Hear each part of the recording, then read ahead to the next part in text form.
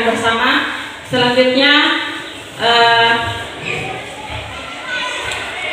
Selanjutnya yaitu menyebarkan pemahaman dan pengalaman penerapan budaya positif. Untuk hal ini kita lanjut ke Bapak Ridwan SPDI MA. Dengan ini disilahkan. Ya. Baik. Bapak Ibu sekalian yang saya hormati, saya muliakan, Ibu Kepala Sekolah tentunya teristimewa. Saya selalu tak henti-hentinya mengucapkan terima kasih yang sebanyak-banyaknya atas dukungannya, atas inisiasinya, sehingga kegiatan kami, tugas kami selaku calon guru penggerak angkatan ke-7 bisa kami laksanakan seperti apa yang kita saksikan hari ini. Sebelumnya saya mohon maaf, jadi saya sebagai calon guru penggerak bukan berarti punya nilai lebih, tidak, sama aja semua, sama aja. Tentunya saya bukan berarti mau menggurui, bukan berarti hebat, tidak, tapi ada ilmu yang kami dapatkan selama kurang lebih 3 bulan kami dapat itu, dan ilmu itu bukan hak pribadi saya, bukan pribadi saya, dan ilmu itu kata orang bijak ketika disembunyi-sembunyi itu akan berkurang, tapi kalau dibagi insya Allah itu akan bertambah. Nah, seperti itu yang saya inginkan. Jadi sekali lagi bahwa saya bukan berarti mau mengajar Bapak Ibu sekalian, tetapi ada ilmu yang saya mau sharing kepada kita semua, dan ini juga merupakan satu tugas kami selaku calon guru penggerak. Ya. Baik, jadi materi kita hari ini dan tugas saya sebagai calon guru penggerak yaitu melakukan aksi terkait dengan budaya positif. Budaya positif. Budaya positif mungkin kita sudah bisa memaknai kalau orang keluaran bahasa ini. Budaya bisa penggal-penggal, terdiri dari berapa kata itu? 3 kata atau 2 kata? Budi dan daya. Nah, budaya biasa mungkin kita maknai sebagai sebuah pembiasaan positif. Ya. Pembiasaan positif. Nah, ini mungkin yang perlu kita kembangkan untuk di lingkungan sekolah ini ya, budaya positif yang seperti apa ya.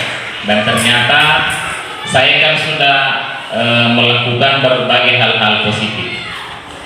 Salah satunya sebelum kita melangkah lebih jauh, itu ada yang disebut dengan kesepakatan kelas, ada yang disebut dengan restitusi, dan insya Allah sebentar akan saya perlihatkan apakah pemahaman kita selama ini terkait dengan pendidikan, pembelajaran secocok atau sejalan dengan pemikiran filosofi KHD atau Ki Dewantar. Baik, jadi itu sebagai pengantar Bapak Ibu. Selanjutnya ada kami selaku CGP Angkatan 7, kemudian ada Bapak Fasilitator namanya Pak Muhajir Junaida SPD MPD. Beliau ini adalah pengawas sekolah yang alhamdulillah membersamai kami selama kurang lebih 3 bulan, sejak bulan 10 sampai bulan 12 akhir, dan ada bapak pengajar praktik yang sudah pernah berkunjung ke tempat kita. Kemudian selamat datang guru-guru hebat. Ya. Mari belajar bersama, mari kita berkolaborasi, mari kita saling mendukung demi mewujudkan disiplin positif di sekolah kita yang tercintai, Sekolah SDN 229. Berkolaborasi ini adalah modal utama dalam sebuah organisasi. Tidak akan ada organisasi, tidak akan ada sekolah yang hebat, yang luar biasa kalau kolaborasinya tidak berjalan. Ya, kalau kerjasamanya tidak berjalan, yakinkan itu. Kalaupun jalan, ya, dan tidak hanya 1-2 orang yang menjalankan itu, maka hasilnya pasti pincang, tidak sesuai dengan harapan kita semua. Demikian pula dengan saling mendukung. Mari kita saling mendukung, ya, satu sama lain untuk mewujudkan disiplin positif di sekolah kita. Bapak Ibu sekalian yang saya hormati, kembali dulu. Jadi kita di calon guru penggerak itu untuk modul 1.1 kita berbicara tentang refleksi pemikiran KHD, Ki Hajar Dewantara. Ya. Siapa itu Ki Hajar Dewantara? Bapak pendidikan kita. Jadi guru penggerak kita mengacu ke sebuah filosofi yang dilakukan oleh Bapak Ki Hajar Dewantara. Coba kita lihat di depan. Bagi pendidikan KHD, Ki Hajar Dewantara, tujuan dari dilakukannya proses pendidikan adalah untuk menuntun segala kekuatan kodrat yang ada pada anak-anak kita, agar mereka sebagai manusia dan anggota masyarakat dapat mencapai keselamatan dan kebahagiaan yang setinggi-tingginya. Jadi pendidikan artinya adalah menuntun, ya, menuntun. Selama ini yang kita lakukan apa? Gunakan rena mencapai ini bukan kantor. Kamu itu, saya juga selama ini sebelum bergabung di guru penggerak itu yang saya lakukan. Makanya saya pernah berbicara hampir sama ini, karena ternyata apa yang saya lakukan itu sangat berbeda dengan Ki Hajar Dewantara sebagai bapak pendidikan. Kalau tidak sampai 100, kamu itu padahal sangat berbanding terbalik dengan apa yang diinginkan oleh bapak pendidikan kita. Jadi pendidikan, tujuan pendidikan adalah menuntun anak, bukan menuntut. Kalau menuntut, harus kau capai KKN misalnya 80 harus sampai 80. Kan begitu kalau menuntut. Tapi ternyata menurut KHD kita menuntun. Makanya ada suatu konsep yang mengatakan bahwa betul itu nilai penting, tapi tidak kalah penting dengan karakter anak. Karena yang selama ini yang kita lakukan kan begitu. Iya, menuntut kau harus begini. Sedikit-sedikit anak salah. Sebentar kita berbicara juga bagaimana menangani kesalahan-kesalahan yang dilakukan oleh anak itu. Jangan kita langsung mencampuri. Jadi saya ulangi bahwa pendidikan adalah menuntun anak untuk mencapai kebahagiaan. Menuntun anak agar mencapai kebahagiaan yang seluas-luasnya dan setinggi-tingginya. Makanya dalam pembelajaran juga ketika ada anak-anak tertekan, yakinkan pembelajaran itu tidak akan masuk. Makanya selama ini sangat bagus kalau kita sebelum memulai pembelajaran ya nyanyi-nyanyi dulu lah, lompat-lompat dulu lah, kan begitu. Agar anak-anak mungkin ada masalahnya di rumah, minta uang mungkin sama tidak dikasih nih. Akhirnya anak bawa itu semua, maku pala sampai tak bisa sari. Akhirnya itu yang ada di benaknya. Sampai di sini niatkan boleh terlambat tambah tidak masuk, tambah tidak masuk. Nah, inilah yang harus kita, paradigma inilah yang harus kita ubah. Bagaimana kita membelajarkan, memberikan pengajaran kepada anak-anak dalam situasi dan lingkungan yang nyaman, bukan dalam lingkungan yang tertekan. Kemudian oleh sebab itu pendidikan itu hanya dapat menuntun atas hidupnya kekuatan kodrat yang ada pada anak-anak agar dapat memperbaiki lakunya, bukan dasarnya. Jadi sesungguhnya anak-anak itu punya kodrat. Ada satu teori yang mengatakan bahwa manusia lahir ibarat kertas putih. Kan ada ya, ada pendapat begitu. Nativisme kalau saya tidak salah. Anak lahir bagaikan kertas putih. Kalau ada tidak, sudah ada bakatnya. Sisa guru bagaimana menebalkan bakat itu. Ya. Bagaimana menebalkan?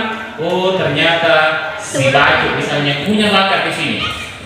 Nah, itu yang kita tebalkan, itu yang kita unggulkan, ya, itu yang kita unggulkan. Kemudian konsep utama modul budaya positif. Yang pertama adalah perubahan paradigma belajar. Nah, ini tadi salah satu pengantarnya adalah perubahan paradigma belajar. Kemudian disiplin positif, kebutuhan dasar manusia, motivasi perilaku manusia, posisi kontrol, restitusi, keyakinan kelas, segitiga restitusi. Ini menjadi pembelajaran materi kita pada kesempatan ini. Lanjut, pembelajaran paradigma baru. Dalam membangun budaya positif, sekolah dapat menyediakan lingkungan yang positif, aman, nyaman agar semua berpikir, bertindak, dan mencipta dengan merdeka, mandiri, dan bertanggung jawab. Waktu lokakarya pertama, sekarang di kurikulum merdeka tidak ada lagi kelas 1 itu kelas 2, tidak ada di kurikulum merdeka. Yang ada adalah fase A, fase B, fase C, ya. Boleh jadi juga nanti yang begini-begini semuanya tidak ada nih. Itu saja kelas 1 dulu, oh hebat. Tapi boleh jadi ke depannya tidak ada nih. Nah, ini terbukti bahwa kelas sudah tidak ada. Kita menggunakan fase sekarang. Ya. Kemudian kita harus menciptakan lingkungan yang nyaman, lingkungan yang aman. Alhamdulillah di sekolah kita mungkin anak-anak sudah merasa nyaman. Ya, karena sekolah itu pada awalnya bukan sekolah, tapi taman. Kenapa dikatakan taman? Apa itu artinya taman? Tempat bermain. Nah, selama ini anak-anak kalau dikasih masuk di lubuk ini, baru pagi merasa nyaman, merasa berhasil ketika anak-anak duduk diam tenang menulis. Tapi kalau lari kiri kanan, goyang kiri kanan, mantap. Ternyata itu juga tidak sejalan dengan pemikiran kalian. Ya. Kita menciptakan lingkungan yang aman, lingkungan yang nyaman agar siswa mampu berpikir, ya, mampu bertindak dan bertanggung jawab. Jadi ini yang harus kita lakukan. Lingkungan yang aman, yang riang, yang gembira, tidak ada siswa yang tertekan. Kemudian disiplin sangat berkaitan dengan kontrol guru terhadap siswa. Jadi saya kira kita semua sepakat bahwa disiplin itu adalah modal yang sangat luar biasa. Orang yang sukses itu karena disiplin. Orang yang hebat itu karena disiplin. Lihat berarti siapa orang yang kita hebatkan, pasti dia orang yang disiplin. Petani sukses karena disiplin. Karena disiplin. Tidak ada petani yang sukses kalau tidak disiplin. Menanam hari ini, nanti 10 tahun ke depan baru lihat tidak akan berhasil. Berdagang hari ini, tapi tidak disiplin, maka pedagangnya tidak akan berjalan lancar. Saya kira kita sepakat bahwa disiplin sangat penting dalam semua lini kehidupan kita. Kemudian disiplin positif. Ketika mendengarkan disiplin, apa yang terbayang di benak Bapak Ibu? apa yang terlintas di pikiran Bapak Ibu? Disiplin. Kita hanya berpikiran masalah waktu. Kebanyakan orang akan menghubungkan kata disiplin dengan tata tertib. Kalau terlambat datang, tidak pakai sepatu, tidak pakai baju sesuai dengan tata tertib dan lain sebagainya, nah, kita kaitkan dengan disiplin. Kata disiplin juga sering dihubungkan dengan hukuman. Kita kan sering menghukum karena mau mendisiplinkan. Ternyata hukuman yang kita lakukan itu adalah langkah terakhir. Langkah terakhir. Kalaupun tidak ada jalan lain hukum, tapi hukumannya harus hati-hati. Hukuman yang sifatnya punya nilai pendidikan. Jangan dicuri-curi, apalagi diambil tombol pas, apalagi penghapus talempar, spidol talempar. Wah, itu berlaku di zaman kolonial ya. Di era kekinian itu sudah tidak relevan dengan pemikiran KHD. Oke lah, banyak orang yang berhasil. Kita semua, saya kira kita semua keluaran sekolah ini. Tidak ada satupun kecuali mungkin Ibu Nuraini, tapi kita semua keluaran dari sekolah ini, duduk di sekolah ini, membina di sekolah ini, menjadi pengajar di sekolah ini. Itu karena didikan kita yang seperti itu. Jangan berpikir bahwa saya berhasil, maka begitu dulu oke lah dulu, tapi sekarang coba sudah tidak sesuai dengan kondisi sama. Kemudian dihubungkan dengan hukuman, padahal itu sungguh berbeda. Karena belajar tentang disiplin positif tidak harus dengan memberikan hukuman. Nah, kemudian justru itu adalah salah satu alternatif terakhir dan kalau perlu tidak digunakan sama sekali. Oke, jadi kita sepakat bahwa hukuman itu kita jauhkanlah dari sekolah kita. Kemudian sebagai pendidik, tujuan kita adalah menciptakan anak-anak yang memiliki disiplin diri sehingga mereka bisa berperilaku dengan mengacu pada nilai-nilai kebijakan universal dan memiliki motivasi intrinsik bukan ekstrinsik. Apa ini motivasi intrinsik?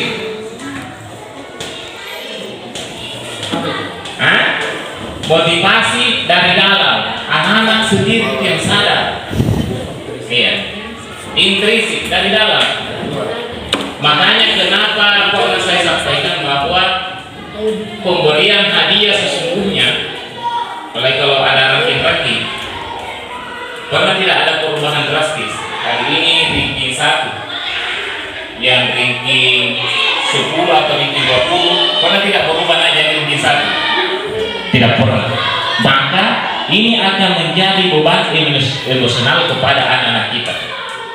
Itu tuh yang ranking 1 itu mulai kelas 1 sampai kelas 6 dikasih hadiah, dikasih buku. Maka anak-anak lain pasti tertekan.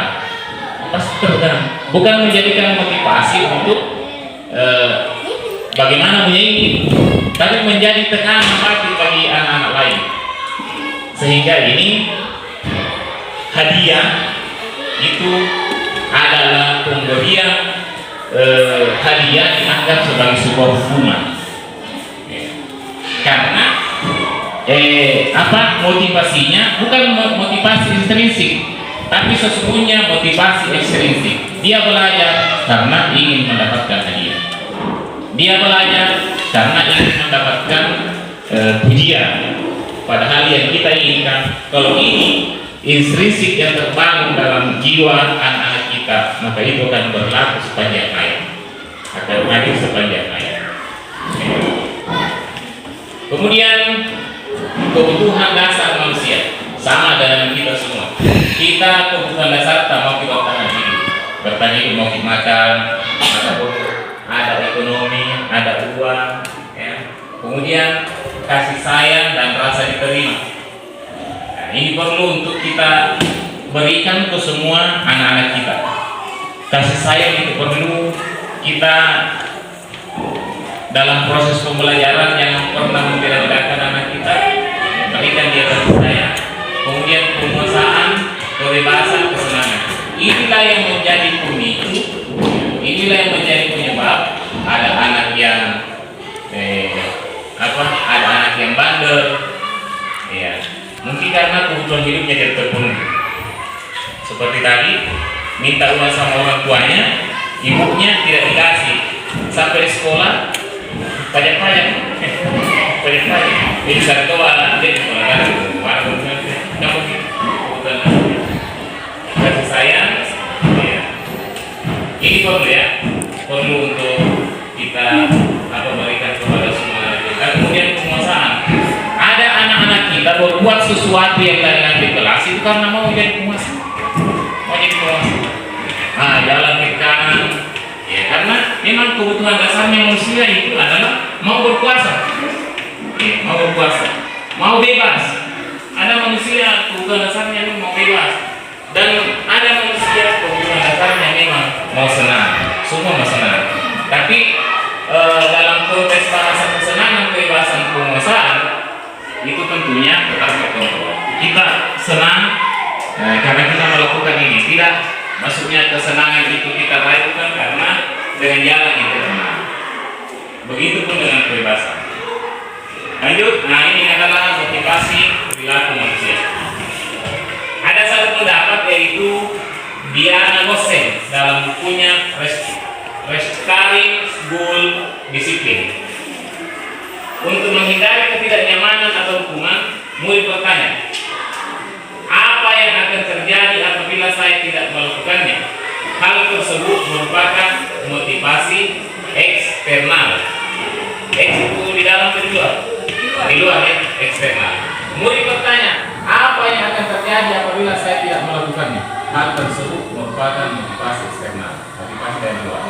Kemudian yang berikutnya, untuk mendapatkan imbalan atau penghargaan dari orang lain, murid bertanya, apa yang akan saya dapatkan apabila saya melakukannya? Hal tersebut merupakan motivasi eksternal, lagi-lagi motivasi dari luar.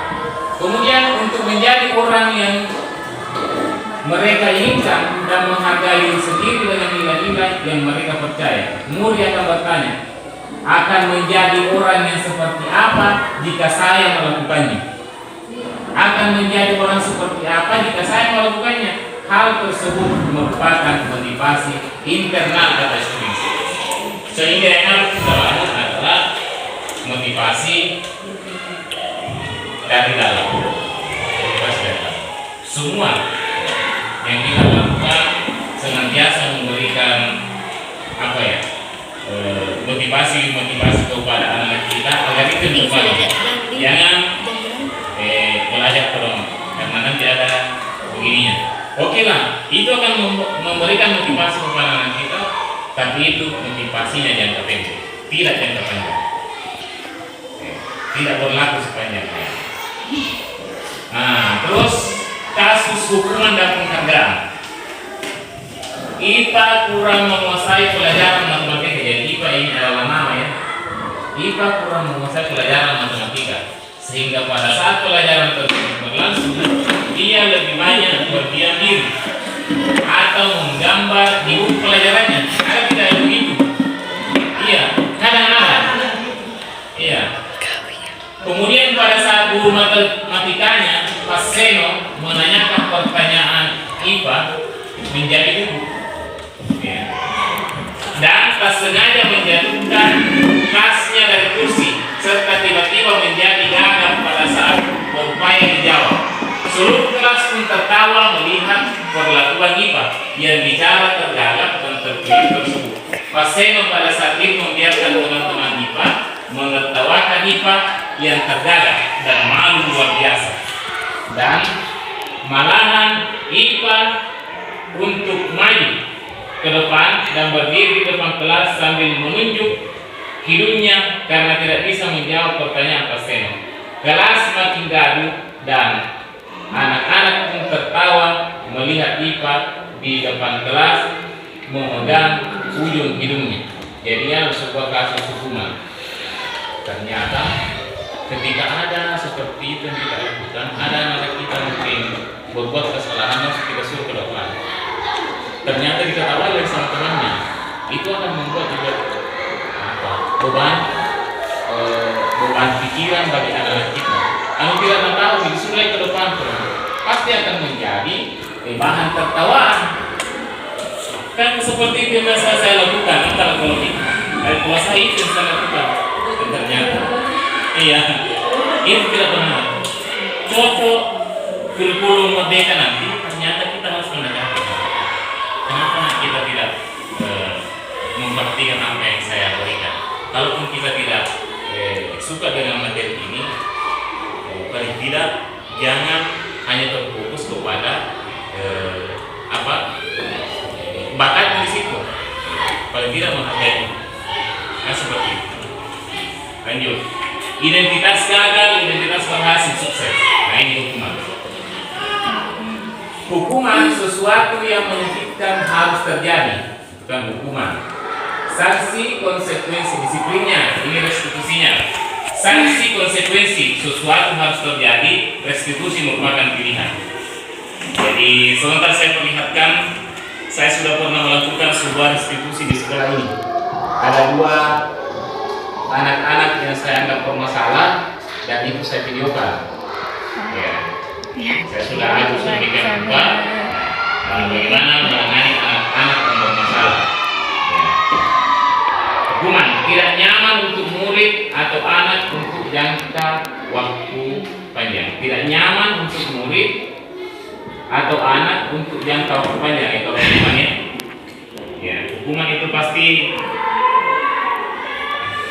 hukuman yang pernah kita dapatkan mungkin di SD yang paling saya kan masih ingat ya waktunya Pak Haji Abbas guru saya itu memberikan tonjokan pakai bombas, itu kan pasti kita ingat sampai kapanpun ya. Tapi bukan kita ambil sisi negatifnya, bukan. Saya mohon maaf saya berhasil karena didikan beliau. Jadi ini yang tidak dibenarkan ya, memberikan hukuman kepada anak kita karena itu akan tertanam sampai kapanpun. Dan kita mungkin semua pernah mendapatkan hukuman. Nah, makanya ini paradigma ini yang harus kita ubah supaya tidak lagi seperti itu. Ya. Kemudian korban mendapatkan keadilan, murid anak akan tersakiti, perilaku pasif agresif meningkat, sistem tidak akan berjalan bila murid tidak takut dan seterusnya. Nah, ini yang perlu saya kira yaitu restitusi. Ya. Restitusi adalah sebuah cara menanamkan disiplin positif pada murid. Restitusi adalah proses menciptakan kondisi bagi murid untuk memperbaiki kesalahan mereka sehingga mereka bisa kembali pada kelompok mereka dengan karakter yang lebih kuat. Jadi restitusi ini adalah sebuah cara menangani masalah anak-anak sendiri yang mendapatkan solusinya. Ya, bukan kita yang mencarikan solusinya. Misalnya anak-anak bermasalah seperti misalnya video yang saya tampilkan sebentar, Alvin kan beberapa kali saya temui, tapi dia hanya sampel teman. Beberapa kali saya temui terlambat. Ya, terlambat. Jadi begitu masuk, saya tanya, kenapa kita terlambat? Terlambat terbangun. Oke. Nah, Alvin sebentar setelah selesai proses pembelajaran ini silahkan ke kantor. Masukin kantor. Oke, masukin kantor. Apa saya hukum? Tidak. Justru dia sadar seperti bahwa yang saya lakukan memang melanggar. Saya terlambat ke sekolah. Kenapa saya terlambat? Kenapa terlambat? Terlambat bangun. Kenapa terlambat bangun? Terlambat tidur. Kenapa terlambat tidur? Nonton sampai jam 10. Oh begitu? Iya. Jadi bagaimana kira-kira hukumnya supaya cepat bangun? Dia sendiri yang Pak, coba tidur. Kan begitu tuh, coba tidur Pak. Oh iya, oke. Selain itu, apalagi minta dibangunkan Pak. Kan dia sendiri yang menemukan solusi dari masalahnya. Bukan kita, ya, bukan kita. Tapi dia sendiri. Itu disebut dengan restitusi. Kemudian hukuman. Hukuman adalah sebuah cara untuk mengarahkan sebuah tingkah laku agar sesuai dengan tingkah laku yang berlaku secara umum. Saya ulangi, jadi hukuman adalah sebuah cara untuk mengarahkan sebuah tingkah laku agar sesuai dengan tingkah laku yang berlaku secara umum. Tahu kalau kita begini kok, begini kan itu ada tingkah lakunya sesuai dengan yang terjadi di dunia itu. Harus begini, itu kan begitu semua ya. Lanjut. Ini Bapak Ibu keyakinan kelas. Nah, ini sangat penting bagi kita semua membuat keyakinan kelas. Ini saya sudah pernah lakukan di kelas 3. Keyakinan kelas.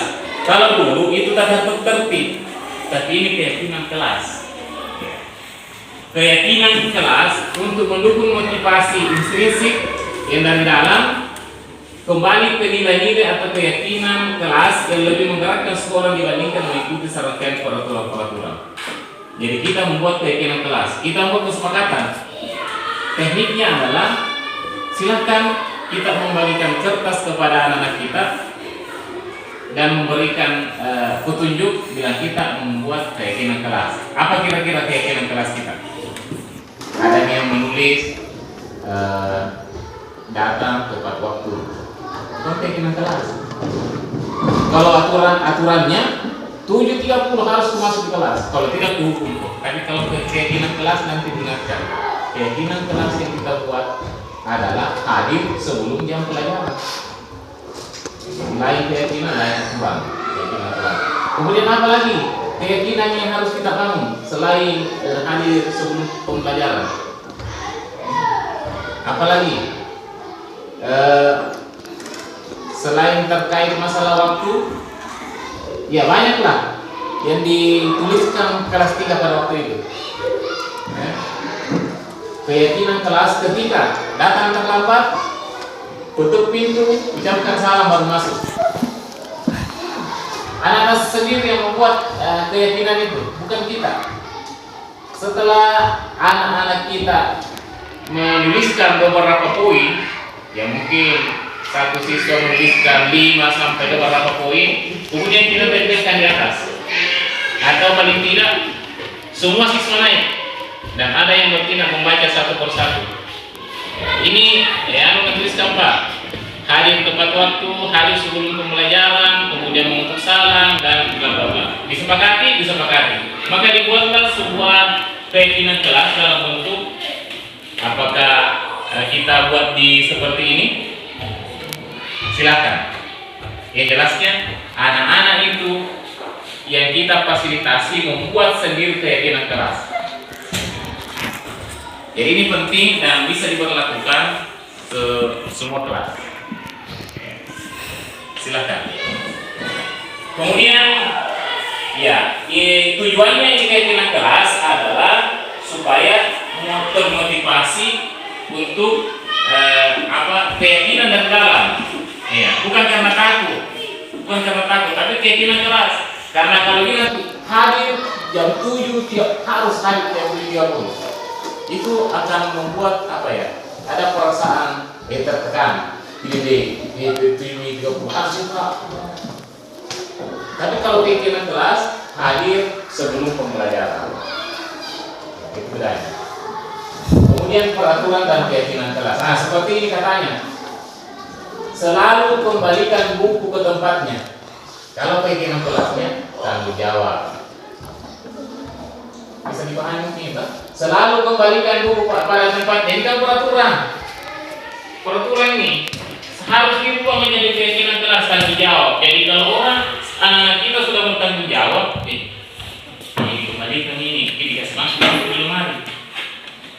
Tapi kalau dikatakan selalu kembalikan buku pada tempatnya, itu aturan. Yang mestinya adalah keyakinan kelas yang kami terbangun. Keyakinan kelas ini adalah sebuah bahasa yang lebih menarik daya ingat siswa dan tidak seperti ini karena ini peraturan. Selalu kembalikan buku pada tempatnya. Ada kalimat penekanannya. Padahal yang harus kita bangun adalah keyakinan kelas. Kemudian yang kedua, dilarang mengganggu orang lain. Bukan aturan, dilarang mengganggu orang lain. Tapi kalau keyakinan keras adalah menghormati orang lain. bahasa yang lebih santun lah. Iya. Dan, kalau ini adalah peraturannya. Kemudian hadir di sekolah 15 menit sebelum pembelajaran dimulai ini. Ternyata menghormati orang lain atau berkomitmen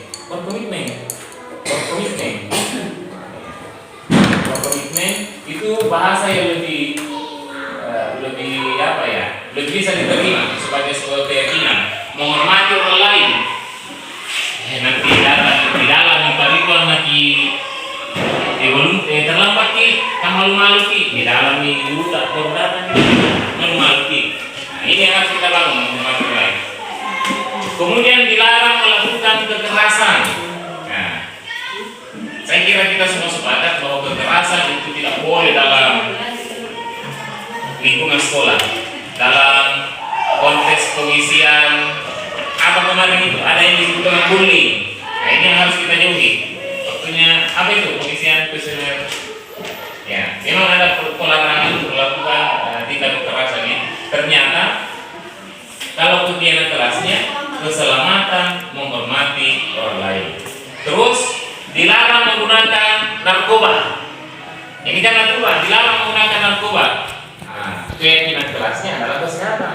Kenapa narkoba itu merusak fisik, merusak kesehatan. Ya. Kemudian bergantian atau menunggu giliran. Lagi-lagi menghormati orang lain bersabar. Kemudian gunakan masker, kesehatan, masalah kesehatan dan keselamatan.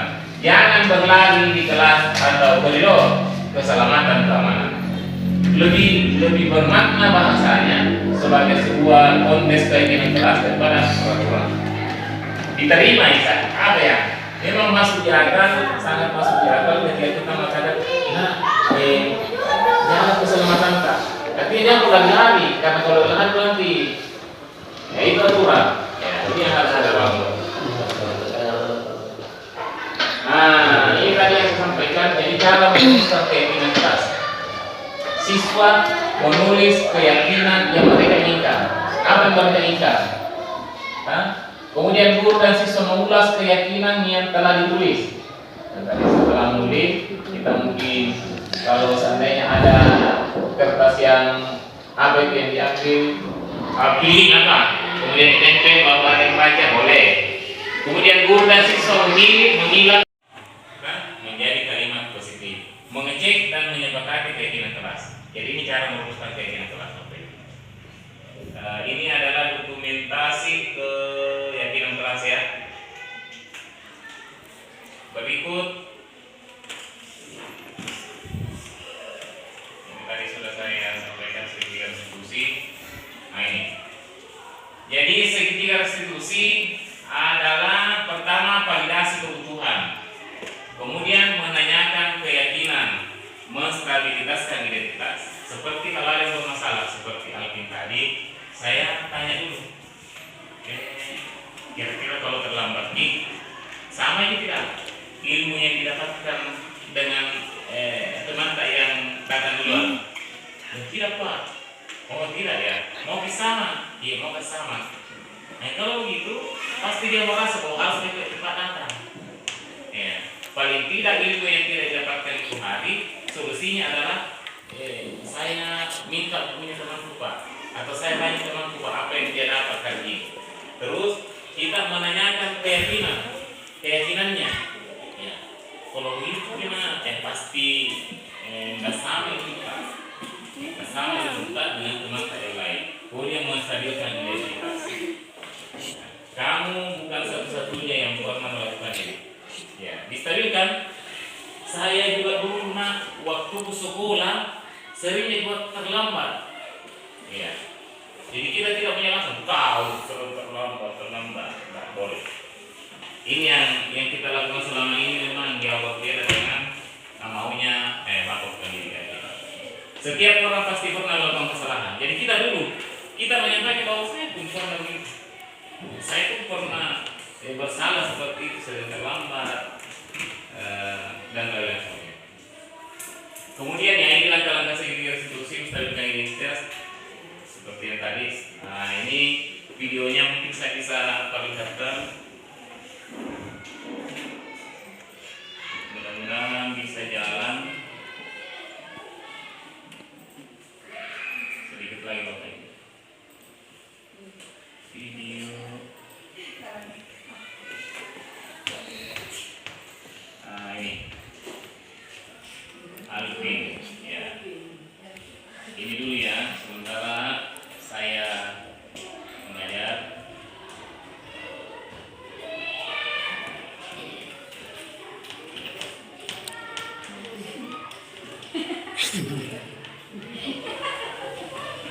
Baru datang ya. Saya kasih dulu.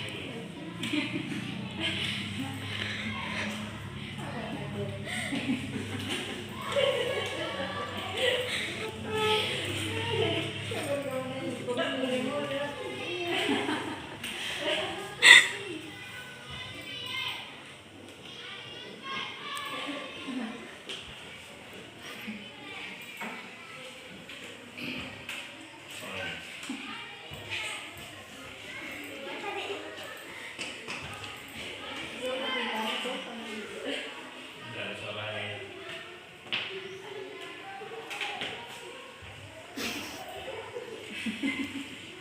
Ya, ini saya tanya, kenapa terlambat nak?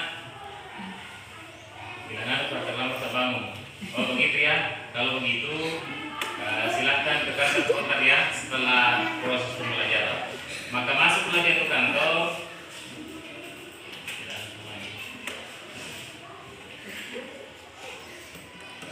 Setelah masuk di kantor seperti ini.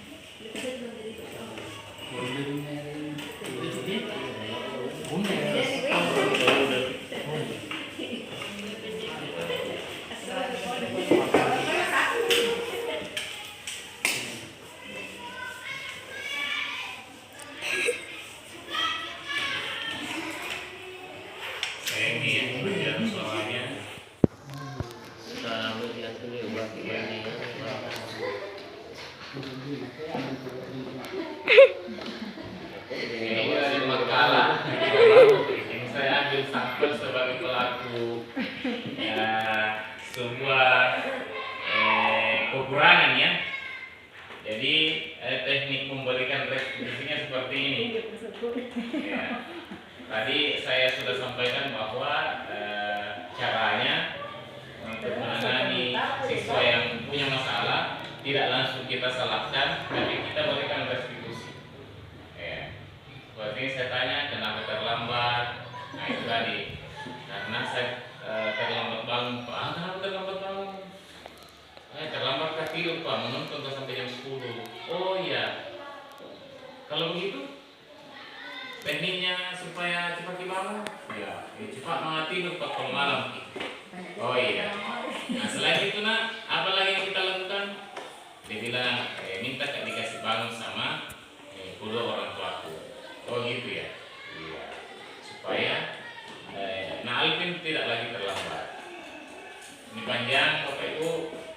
Kemudian juga masih ada satu. Ya, sebentar ya saya tampilkan videonya dan itu anak-anak kita. Ya. Namanya CCTV ruangan. Iya. Kalau sonarannya. Saya tidak masalahnya. Ada rumah ada CCTV. Tapi itu saya. Karena nama satu.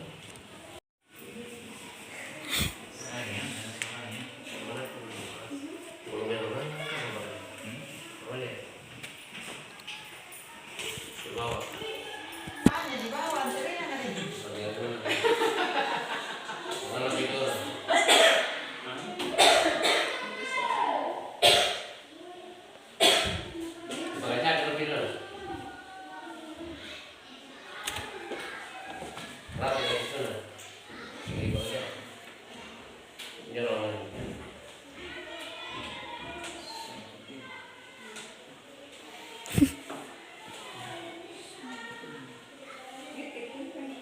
Coba.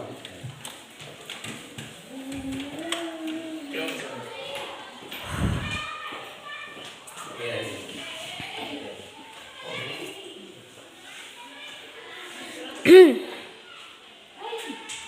Opa, kan kita tak pulang main dulu. Nah, lalu dia tahu kan, lalu mati tu pemasar selanjutnya. Iya. Bapak kita saksikan saja. Iya.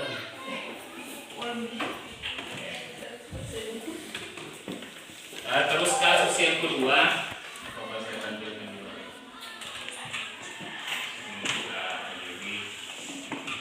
Ini Pak Rahmat ya.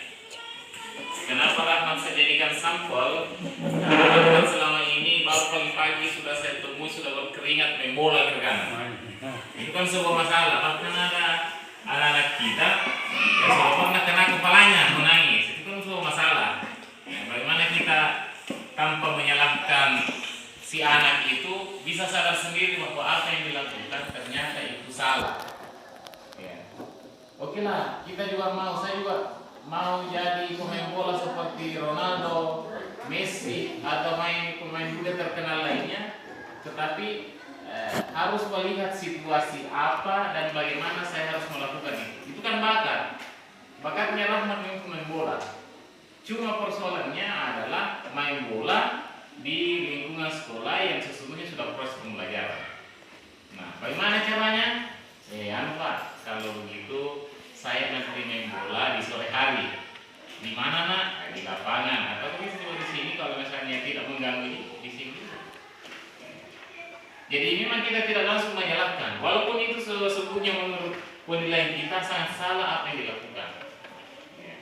Tetapi dia sendiri menemukan apa solusi yang harus dilakukan, tetap terlaksana ceritanya bakatnya, tersalurkan bakatnya, dan tidak mengganggu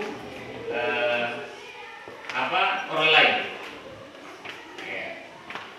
Itu Bapak Ibu. Jadi kita ada dua contoh restitusi yang bisa saya berikan. Saya ini karena tidak muncul suaranya, padahal ini yang sangat bagus ya suaranya. Jadi bisa kita mungkin mendengarkan sebentar, tapi tidak kelihatan lekarnya. Pasti muncul suaranya kalau kita jatuh di sininya Pak Sarwir. Ya, karena ini masuk di sini suaranya. Ya. Dan ini saya sudah posting, karena ini adalah bagian tugas dari kami.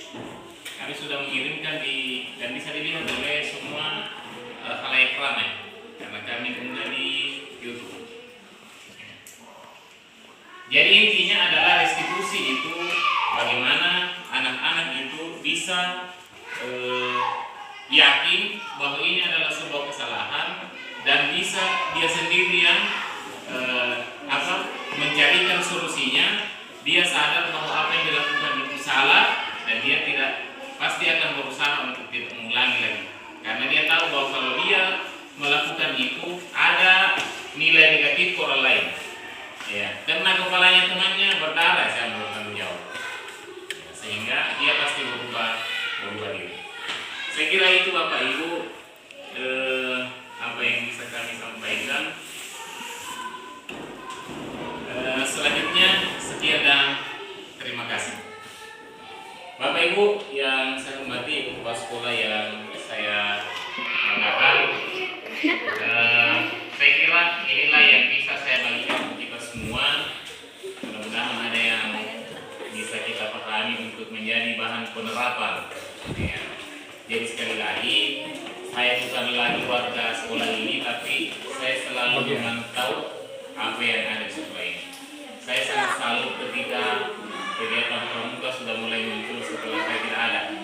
Saya berpikir, kenapa ada yang tidak ada itu? Dari kalian yang Bapak Ibu tampilkan, itu sangat membuka hati saya. Ya. Itu karena siapa? Kita semua. Karena kolaborasi yang kita lakukan, pembinaan yang kita lakukan di luar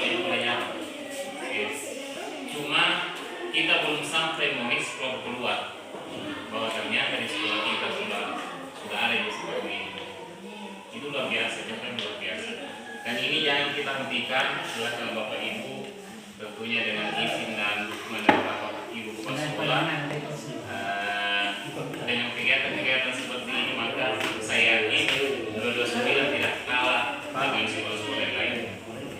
Saya kira itu Bapak Ibu yang bisa saya sampaikan. Dan sekali lagi saya mohon maaf, bukan berarti saya menggurui, tapi itulah yang saya dapat untuk kami bagikan kepada semua. Paling tidak adalah satu atau poin yang bisa kita terapkan ya. Ya. Saya kira demikian yang bisa saya sampaikan. Lebih dan kurangnya